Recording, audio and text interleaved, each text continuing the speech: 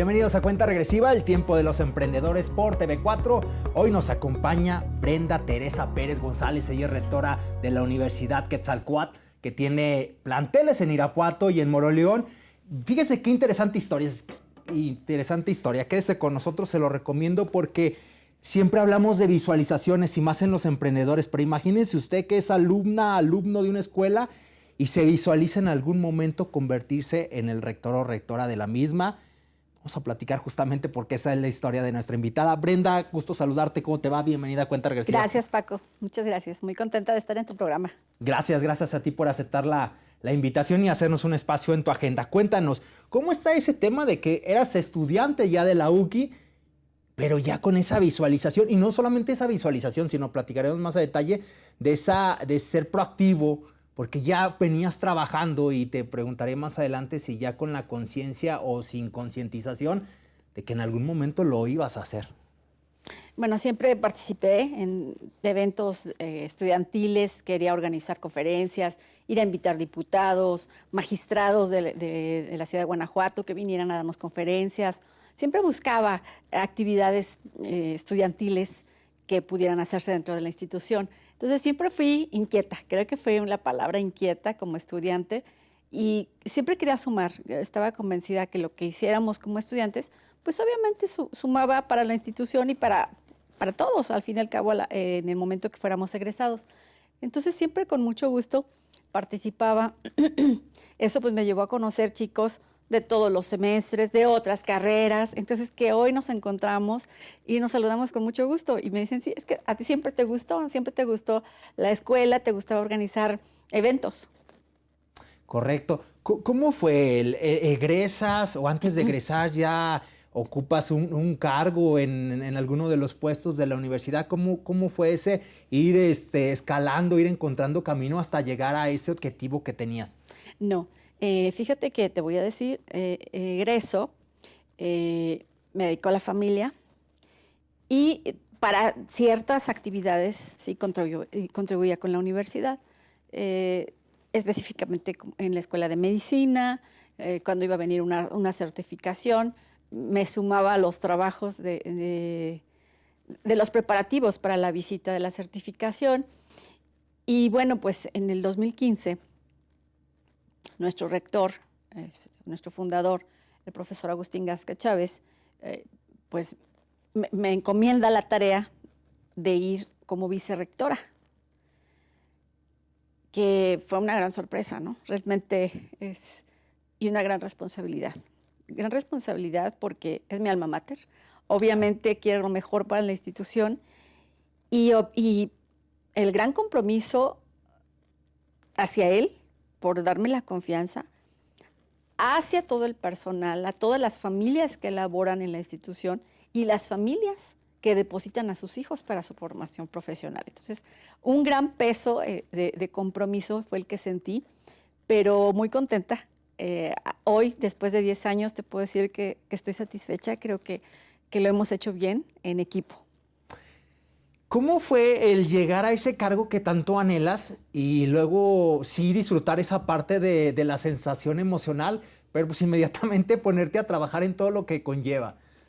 Fue un gran reto porque, bueno, el rector había sido el único rector en toda la vida institucional de la UQI y llegar siendo mujer, siendo más joven, era cuestionado, ¿no? Cuestionado por la sociedad irapuatense, cuestionado incluso dentro de la misma institución, si tenía la capacidad para estar en ese cargo. Venían retos importantes. Obviamente, tú sabes que, como en todo negocio, que lo es, pues a veces hay rachas difíciles y en ese momento había pues una serie de circunstancias complicadas, legales, económicas. Entonces, pues me tocó tomar el toro por los cuernos, como decimos, y pues ir resolviendo uno a uno los problemas que había en la institución, que gracias a Dios se logró resolverlos todos y seguir adelante, porque era lo que había, ¿no? Ir resolviendo y seguir avanzando, que eso es lo que hemos hecho durante estos 10 años. Entonces, sí te puedo decir que que estoy satisfecha porque no fue fácil y sin embargo cuando pasas por el fuego, después ya te es más fácil seguir adelante. Fueron momentos que me pusieron a prueba, definitivamente, porque había comentarios, no va a poder, es mujer, va a renunciar a esto, va a vender la universidad. Incluso ahora sé que había hasta apuestas en un restaurante en Irapuato, donde apostaban cuánto tiempo iba a durar. Y pues perdieron sus apuestas.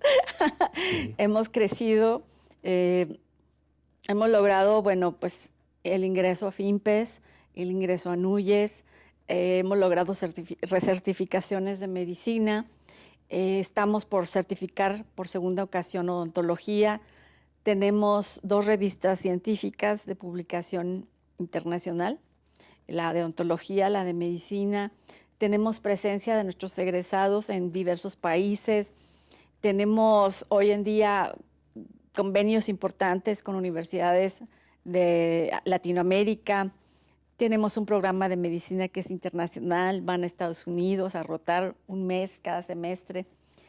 Hemos crecido considerablemente en estos 10 años.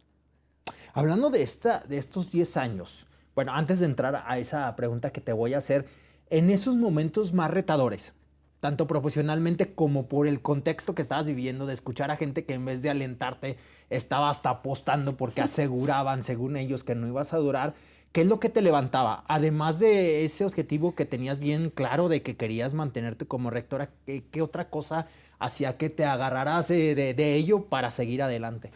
Bueno, la verdad es que siempre ha sido Dios, siempre.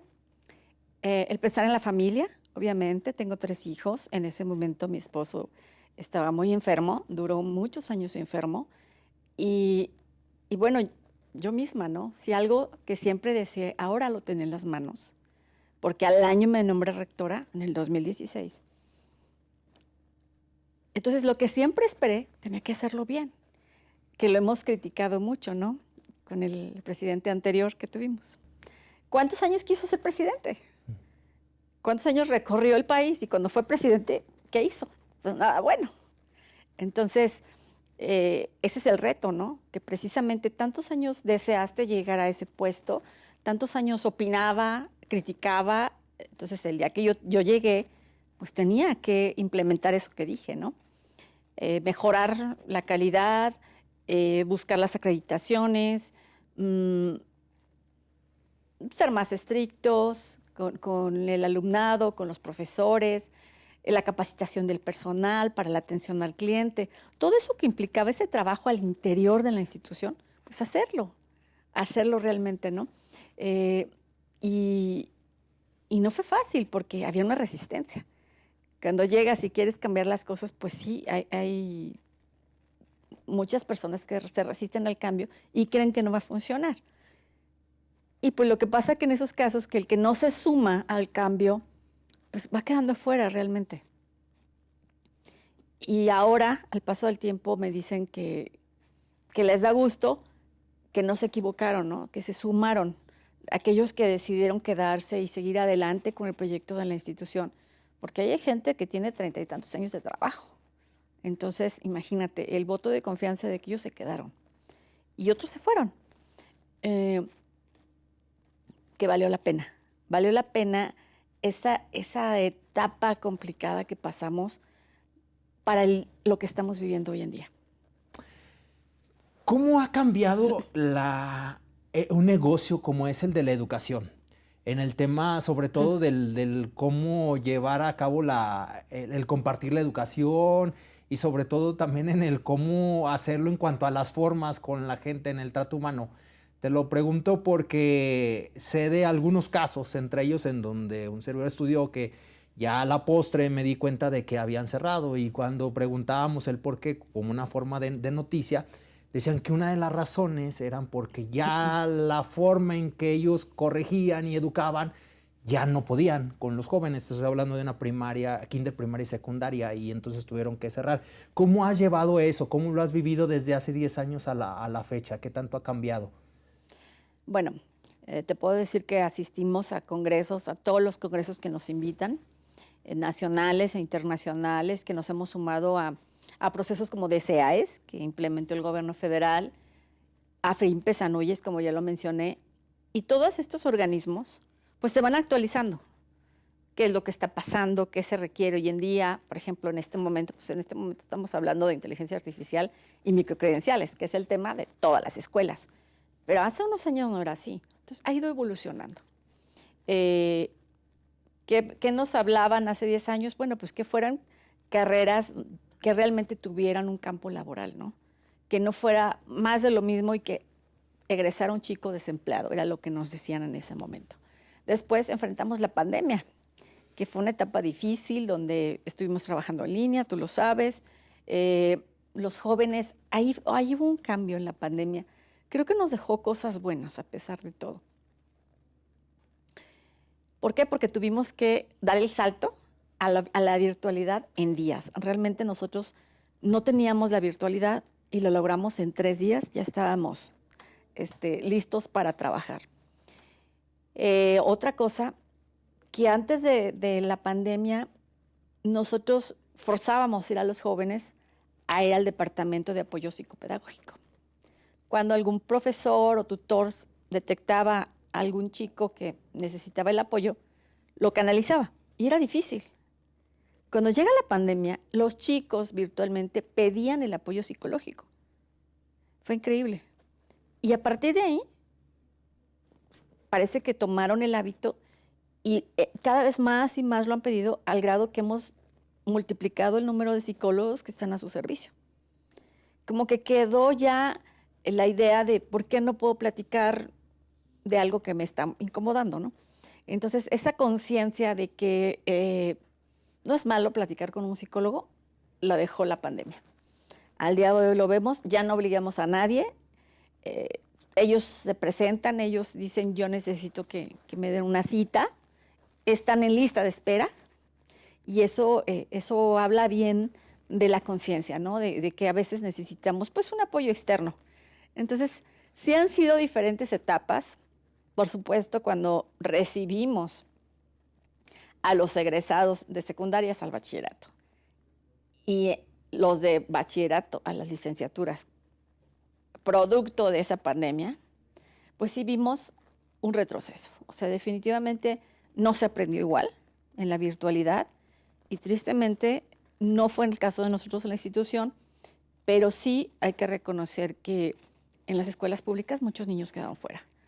O comían o pagaban en internet. Claro. Y es una lástima porque en ese tiempo yo supe de niños que dejaban la escuela, por ejemplo la secundaria, y se fueron de niños migrantes. Y ya fue una niñez que no recuperamos.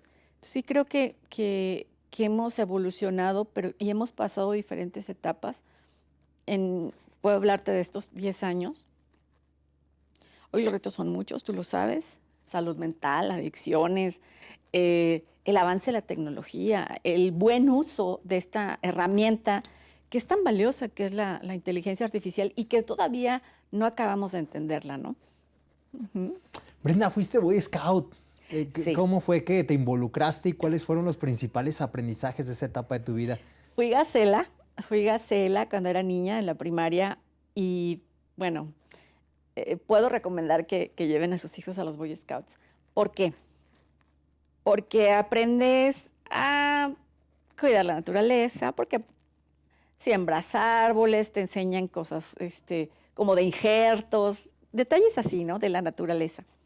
De insectos, teníamos coleccionábamos plumas, llaveros, imanes, el trabajo en equipo, porque trabajas en equipo y cuidas a tu tropa. Y si lo ves, pues tú aquí tienes una tropa, tienes un equipo. Y yo allá tengo mi tropa, que es mi equipo, ¿no? Entonces nos cuidamos unos a otros. Si alguien se va quedando, pues lo jalamos. Entonces creo que deja lecciones el estar en los Scouts. El que si te caes te levantas, no pasa nada. Y si no hay con qué curarte, pues un poquito de lodito, ¿no?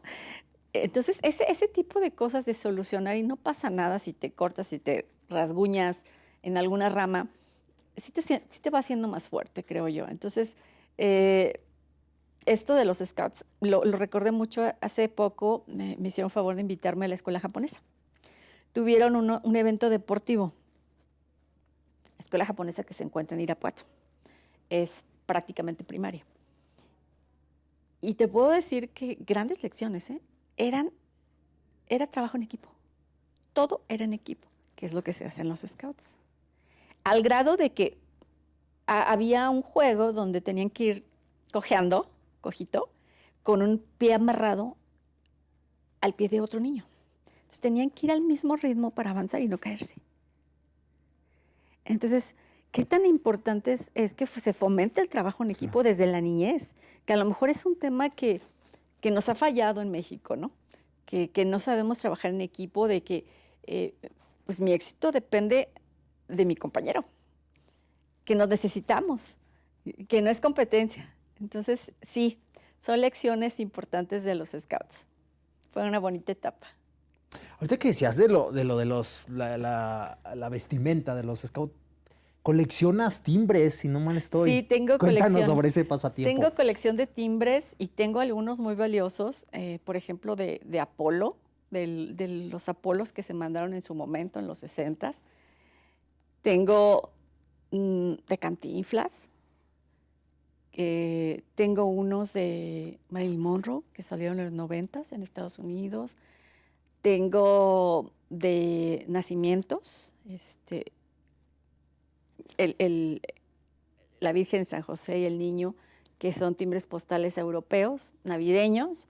Entonces tengo de flores, tengo muchos de flores japoneses, que son bajo relieve. Okay.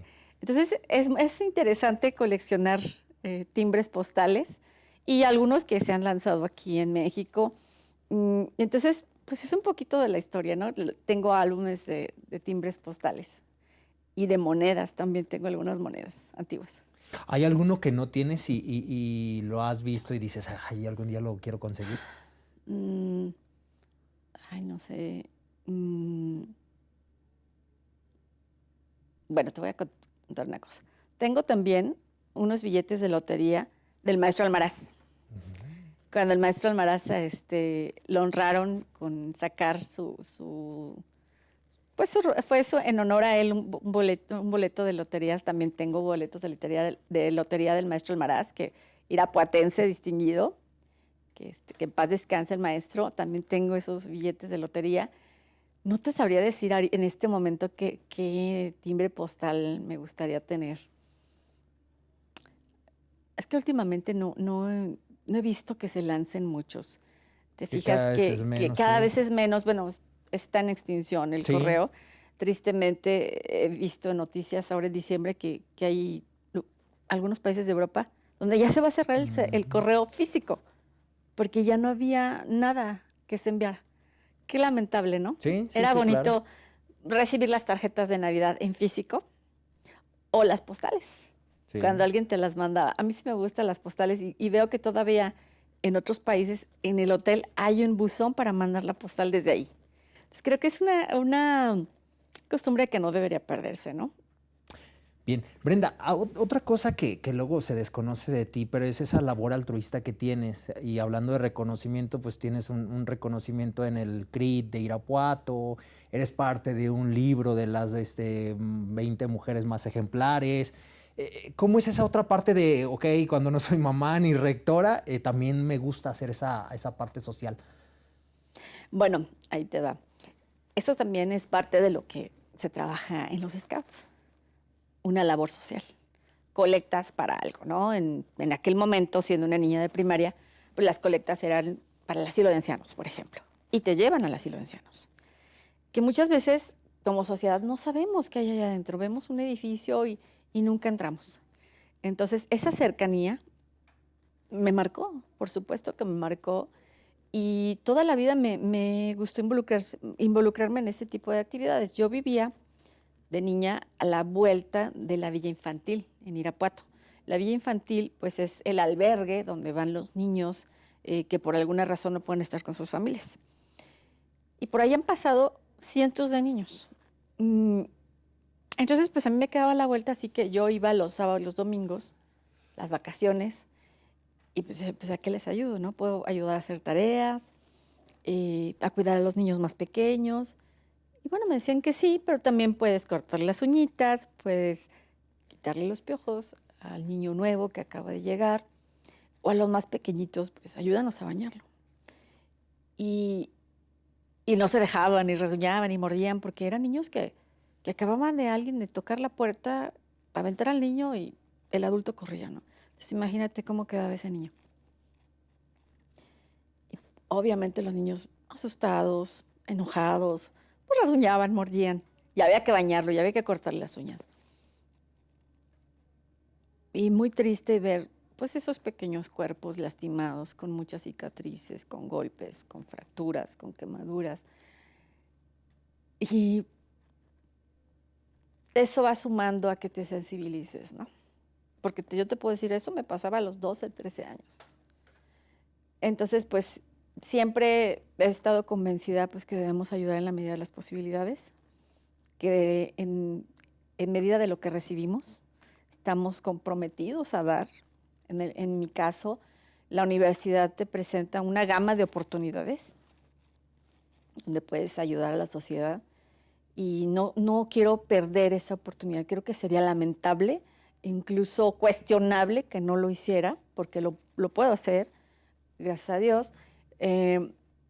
Así que pues nos involucramos en todo lo que podemos, ¿no? En el CRIT, obviamente, el CRIT que ha sido un gran amor, el CRIT, porque parecería un eslogan y yo te invito a que lo visites cuando quieras y a tu público, que vayan y se den cuenta que ahí hay milagros vivientes en esos niños, que son un ejemplo de esperanza, de resiliencia, de gratitud, porque además están agradecidos por la oportunidad de estar ahí en un centro donde pueden mejorar.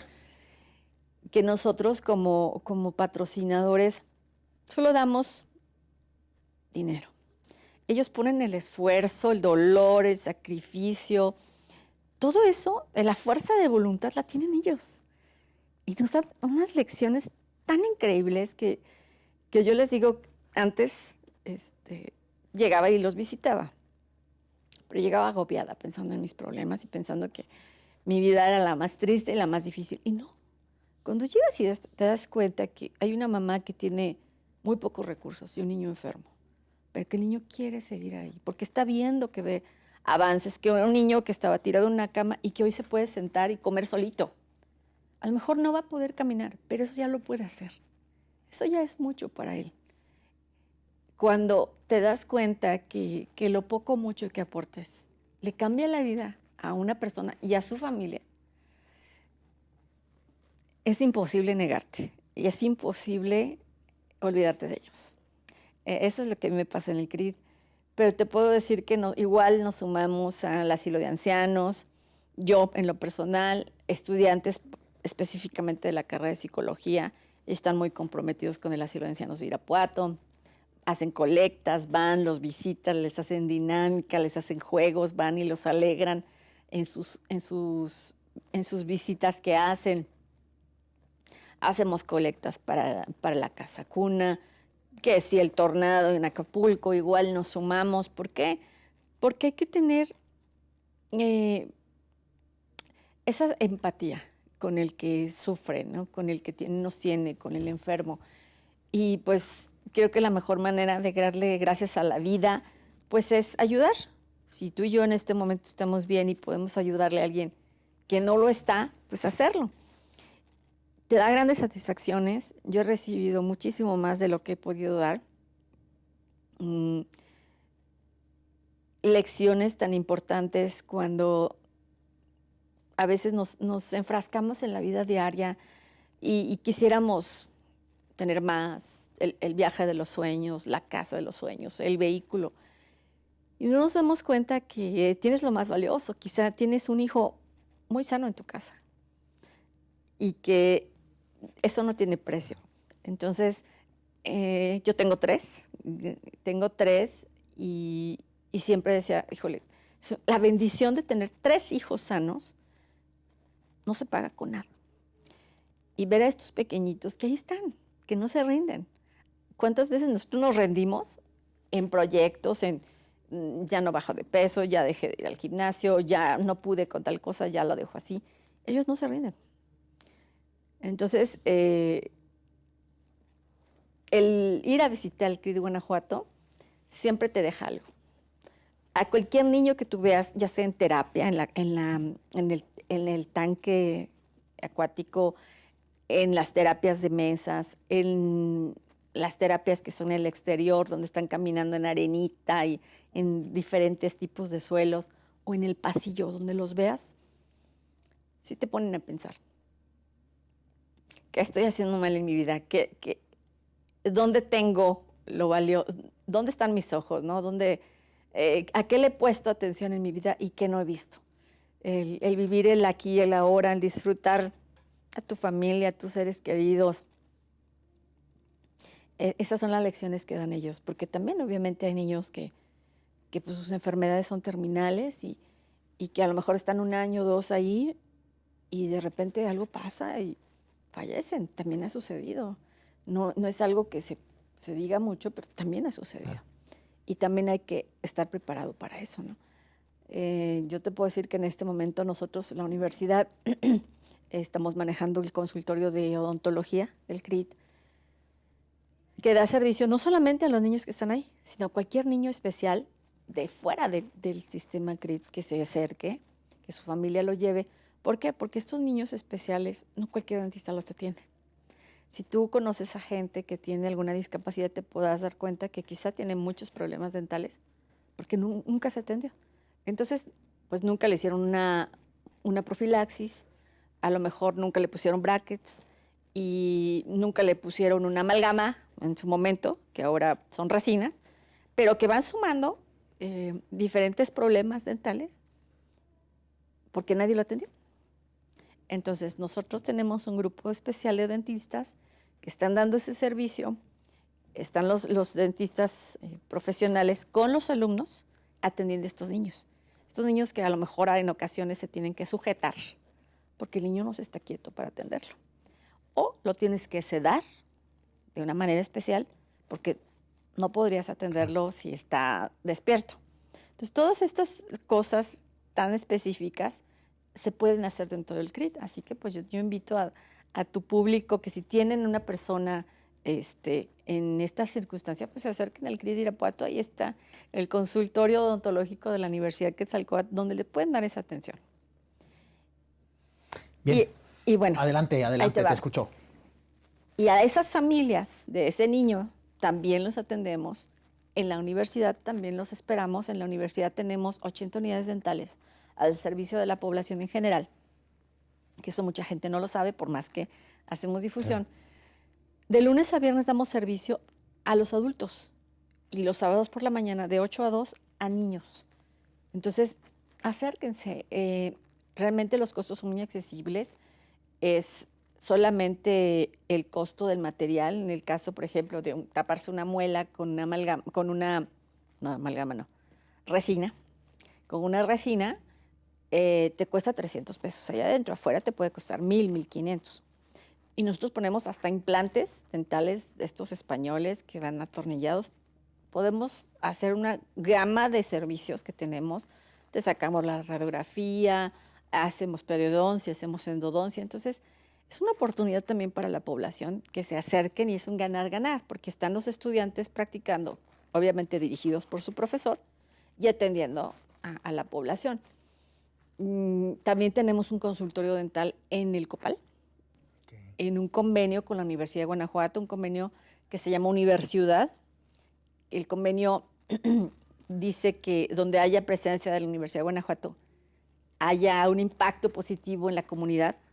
Y en este caso, en el Copal, hay 5 comunidades rurales a la entrada de Irapuato. Entonces, nosotros trabajamos en colaboración con ellos.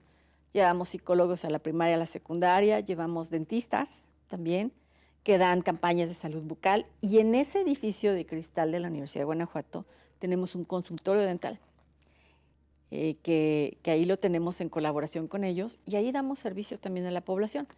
Y bueno, ahí sí te puedo decir que a los niños menores de 12 años les tapamos las muelitas gratis. ¿Por qué? Porque yo sé que cuando hay carencias, pues lo último que piensan es en la salud dental. Lo primero es comer, lo primero es vestir, no sé, otras cosas prioritarias.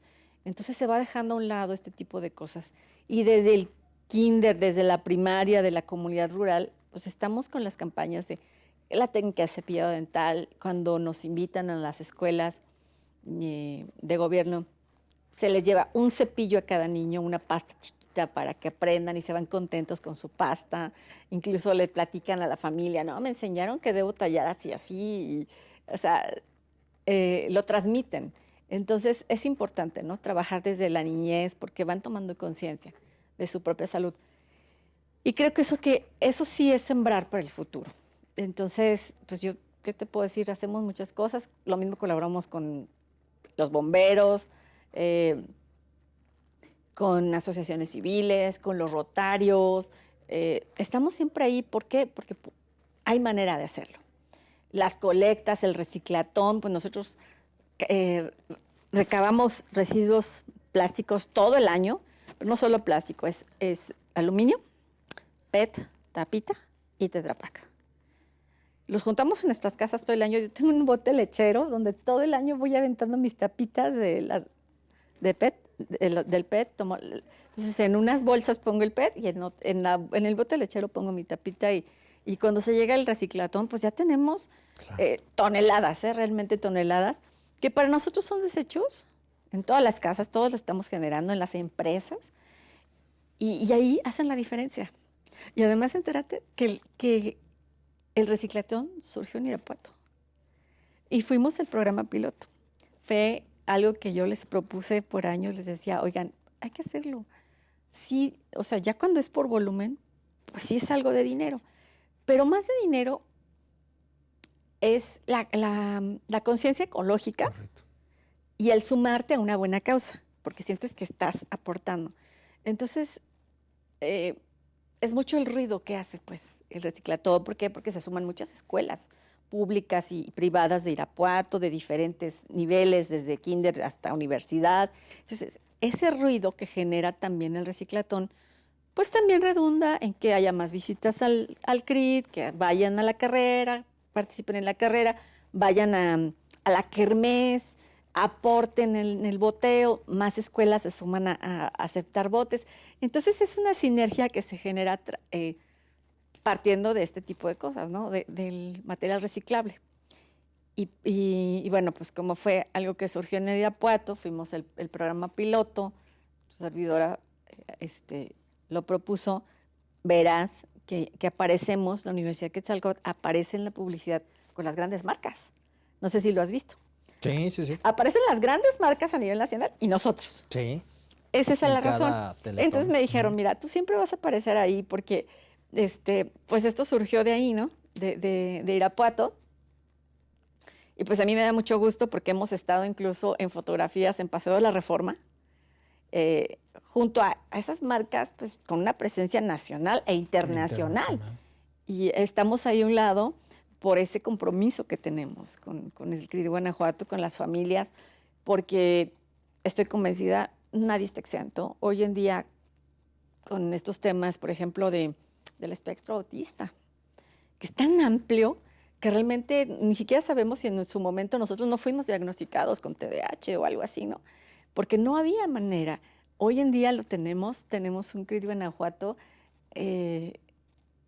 con todas las instalaciones que se requieren, con un personal capacitado, que incluso traen de otros estados de la República y que está ahí al servicio de todos nosotros, porque esa es la verdad.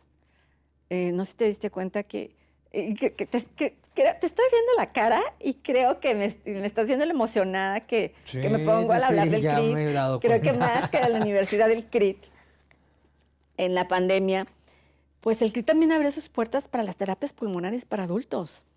Y hoy en día siguen las terapias para adultos para quien requiere una terapia física. Entonces, pues también es mucho más accesible que afuera. obviamente con los horarios dentro del CRIT, Sí, claro. pero también está al servicio. Entonces, creo que nunca puedo perder la oportunidad de hablar bien de nuestro CRIT Guanajuato, de pedirles que se acerquen, de pedirles que aporten. No sé si has visto que tenemos un corazón en el Aeropuerto Internacional del Bajío, que está ahí para que no se nos olvide que aquí hay un CRIT en el estado de Guanajuato y que pues lo que podamos aportar, pues bienvenido y que Dios lo ha de recompensar, estoy segura.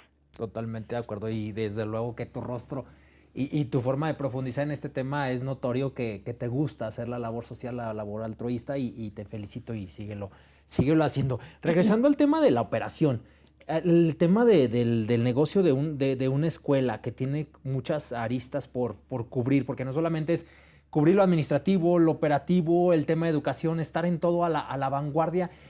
¿Qué es lo que más te llevó tiempo a aprenderlo y que incluso fue tus primeros dolores de cabeza que hoy quizá y digas, sigue siendo o quizá y digas, ya lo supero e incluso ya le agarré el gusto? Mira, hoy en día y creo que siempre serán un reto todos estos procesos de certificación. ¿Por qué? Porque van renovándose, van cambiando. Por ejemplo, en este momento, la última certificación de medicina ya fue una certificación internacional. Que los estándares cambiaron y subieron. Y cada día, pues las exigencias son más.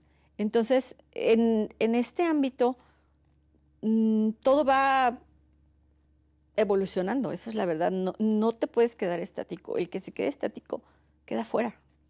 Entonces, tenemos que estarnos actualizando, tenemos que estarnos ajustando. ¿Por qué? Porque los estándares internacionales cambian. Porque ya debes tener más puntaje de inglés, porque ya debes tener más tecnología, porque ya debes tener más investigación, porque debes tener intercambio de investigación con otras universidades. Entonces, por eso la revista donde se comparten artículos con gente de otras instituciones, de otros países, porque eso lo enriquece. Pero estos son requerimientos obligados. Entonces, eso sigue siendo un reto y seguirá siendo un reto día con día. Igual FIMPES o ANUYES, en FIMPES hay niveles. Entonces, entras y lo logras, pero a nivel 1, 2 o 3. Entonces, cuando logremos el 1, que estamos en ese proceso, obviamente vamos a querer el 2 y el 3. Entonces, es ese deseo de seguir creciendo, de seguir mejorando, de ir buscando siempre la excelencia, ¿no? Que pareciera inalcanzable porque esto sigue cambiando, siguen creciendo y tenemos que seguir creciendo a la par. Entonces, no es un dolor de cabeza, es interesante porque motiva, ¿no? Motiva ese reto que tienes enfrente y poder conseguirlo. Y hablando de poder conseguir, ¿qué es eso, además de las certificaciones, que tienes en mente que sigue en una siguiente etapa para la universidad? Bueno, te puedo decir que pues pensaríamos a lo mejor en nuevas carreras, que hemos estado platicando, pero también algo muy importante, que deseamos dejar de ser una escuela de medicina a pasar a ser una facultad de medicina, que podamos tener especialidades, que podamos, en colaboración con instituciones de salud pública, logremos dar ese paso, ¿no?, de crecimiento. Estamos esperando la visita para que nos recertifiquen odontología, obviamente conseguir esa recertificación, seguir creciendo. El año pasado ampliamos la clínica de odontología. Este crecimiento va a crecer, es en 3 etapas. Culminamos la primera, estamos por iniciar la segunda. No arrancamos en este momento porque estamos por recibir la visita. Entonces, cuando pase la visita, arrancaremos la segunda fase de crecimiento, que es ampliar, hacer una clínica más, hacer otras áreas diferentes, un área de tomógrafo, con nuevas unidades dentales, con más equipo del que ya adquirimos el año pasado, pues para estar a la vanguardia de las instituciones a nivel nacional, poder ofrecer quizá un posgrado extra, hablar de inteligencia artificial en la odontología también. Te puedo decir que hoy en día el dentista, bueno, y el ser humano nunca será reemplazado, pero hoy los dentistas más actualizados usan inteligencia artificial, para ver cómo debería estar tu dentadura, cómo está y cómo debería, y cómo debe planear los movimientos para ir ajustando, ¿no? Ir acomodando, recorriendo esas piezas dentales a que queden como debe ser. Eso ya se puede hacer con inteligencia artificial y es increíble. En enero, en los primeros días de diciembre estuvimos en Nueva York en un congreso de odontología. Me acompañaron 2 dentistas de la institución, además egresados, y uno de ellos presentó un caso de una joven con labio leporino. Labio leporino y además pues toda la dentadura mal, ¿no? Porque los dientes, las piezas dentales chuecas, desgastadas, algunos dientes chiquitos, ya te imaginas, ¿no? Muy complicada la situación. Entonces no había nada que hacer con esos dientes que había. Le extrajeron los dientes, le pusieron implantes, todos son implantes, unos implantes increíbles, que se ven muy naturales. Le operaron el maxilar, o sea, todo lo que implicó 2 años de trabajo. Hoy en día, estéticamente, la chica no le notas que tuvo el labio leporino. Le hicieron un tatuaje para marcar el labio del lado que le faltaba. Le inyectaron, le pusieron un relleno y no se le nota que no tenía la mitad del labio. En este momento ese caso todavía no se termina porque todavía tiene un hueco en el paladar, un hueco que le van a tapar, por el que se le escapa un poco el aire cuando habla. Pero el ver que fue con máquinas, con inteligencia artificial, con un escáner que mandó la imagen a una impresora 3D que le imprimió en 15 minutos las piezas dentales. Es increíble que estemos viendo esto, ¿no? Creo que de niños lo pudimos ver en su momento, no sé, en los supersónicos, y hoy es una realidad esa tecnología. Entonces, el ponerle al alcance de los de nuestros estudiantes, ese es el objetivo, que puedan hacerlo. Si me escuchaste, varias veces dije amalgama. Y en un momento una alumna me dijo, oiga, ¿por qué siguen enseñando a poner amalgamas aquí? Eso es del pasado, está mal, porque hacen daño las amalgamas. Sí, es del pasado. Y efectivamente aquí lo que estamos poniendo son resinas. Nada más que cuando te vayas al sector público, a dar tu servicio social, ahí vas a poner amalgamas. Por eso te estamos enseñando.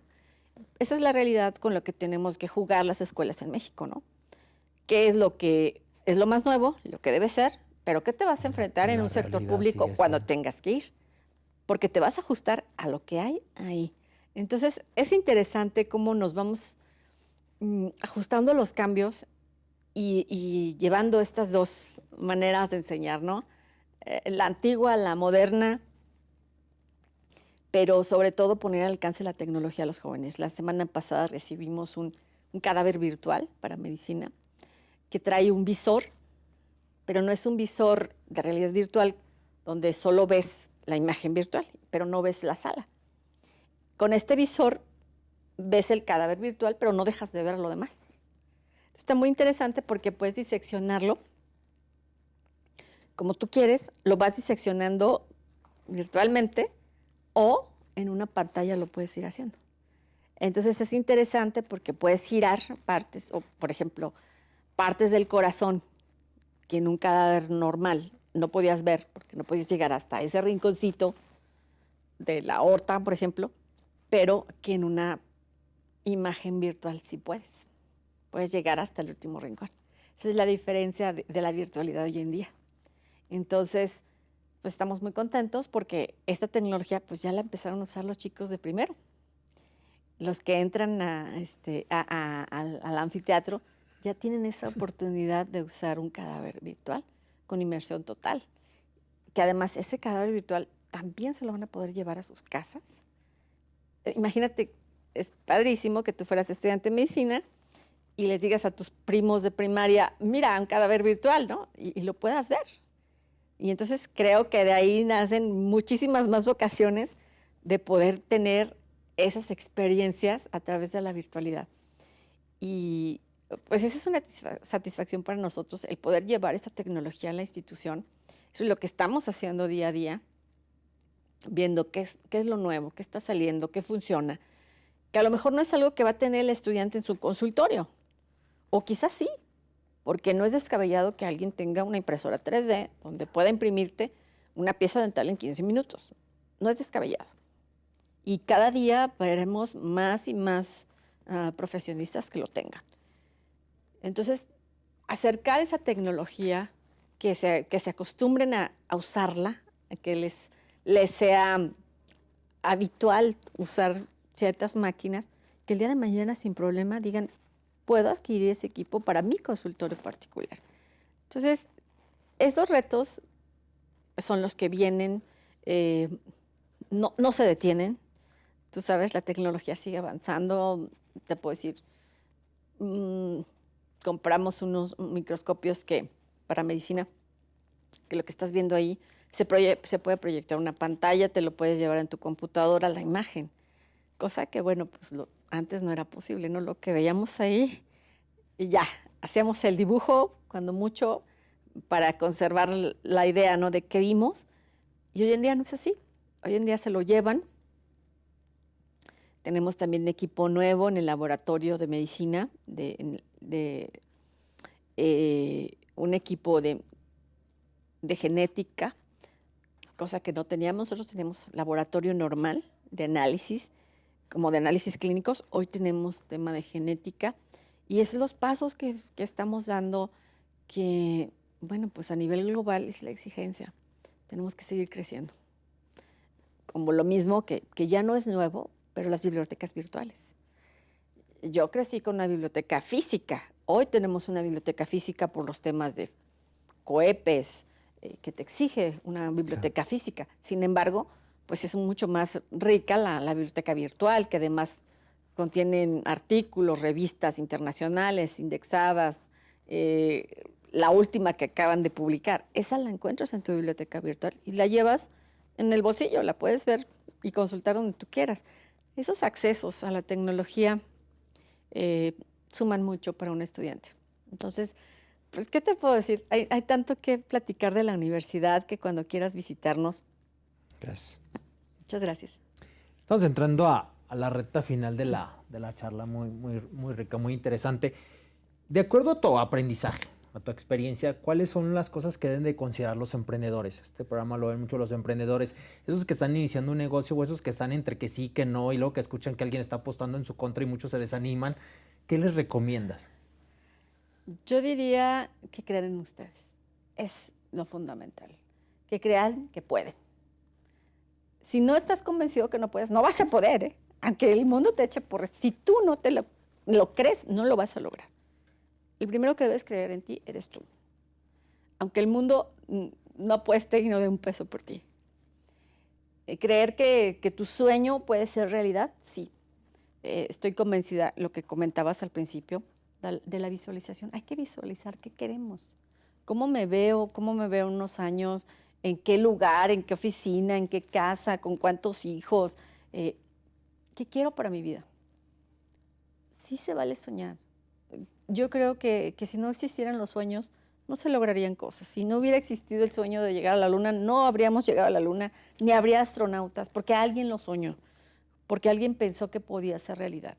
Entonces, sé que en este momento no es fácil, sé que las circunstancias son complicadas, que la mayoría de los emprendedores acaban desistiendo al cabo de cierto tiempo. ¿Por qué? Porque se les acaba el dinero, no lograron posicionar la marca, el producto, y con tristeza y decepción se tienen que dar por vencidos o pausar el proyecto. Muchos dicen, voy a esperar y a ver si más adelante, ahora que junte más dinero, lo vuelvo a hacer.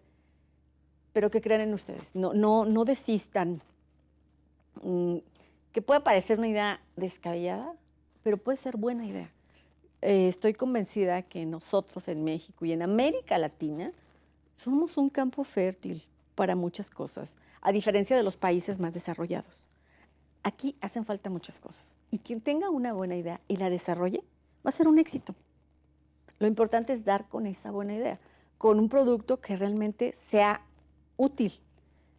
En la medida en que lo que tú ofrezcas sea útil, nos facilite la vida, así sea un mole empacado al alto vacío, que ya te va a facilitar la vida porque vas a comer mole sin estarte sacrificando mucho. Por eso es un éxito. Y tomo el ejemplo del mole porque vi tu entrevista. busquen algo que sea práctico, que resuelva un problema. El nombre, por favor, que no sean nombres complicados, que sean nombres fáciles de entender, fáciles de leer, para que sea, en el tema de mercadotecnia, más fácil identificar la marca. Pero sí les diría que no se desanimen. Puede estar, creo que todas las grandes empresas, y yo creo que te lo habrán dicho personalidades que han pasado por aquí, todos hemos pasado por momentos difíciles, muy difíciles. Yo te puedo decir, de no tener un peso en la cuenta y tener deudas de muchos millones, pero no se den por vencidos. Cuando pasen por esa noche negra, van a ver la luz. Sigan adelante. Ya hace unos años conocí unos jóvenes, ellos se dedicaban al mantenimiento. Entonces, hacían trabajos de tabla roca y no sé qué. Y tocaban en un grupo musical y pues llegaron ahí a abrir algunos conciertos de artistas que venían. Incluso estuvieron en algún Tecate Fest o algo así. Pero bueno, pues de eso no vivían, entonces se dedicaban a la tabla roca. Pero yo los veía altísimos y con el cabello a la cintura. Entonces yo les decía a los vikingos. Entonces me decían, ay, fíjate que sí nos gusta el tema de los vikingos. Ay, vamos a probar en el tema de los vikingos. Y empezaron a sumarse en ese momento a un festival medieval que creo que es en Guanajuato. Allá